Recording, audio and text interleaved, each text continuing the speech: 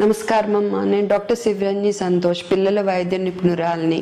మీ పిల్లలకి విరోచనాలు అయినప్పుడు ఖచ్చితంగా ఓఆర్ఎస్ ఇవ్వండి, లేకపోతే నీరస పడిపోతారు అని చెప్తాం కదా.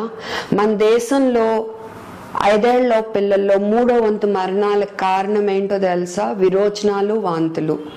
ఆ నీరు లవణాలు కోల్పోయినప్పుడు పిల్లలు నీరస పడిపోయి చాలా మంది చనిపోతారు. అందుకనే మేము ఓఆర్ఎస్ ఇవ్వండి ఇవ్వండి ఇవ్వండి అని చెప్తా ఉంటాము.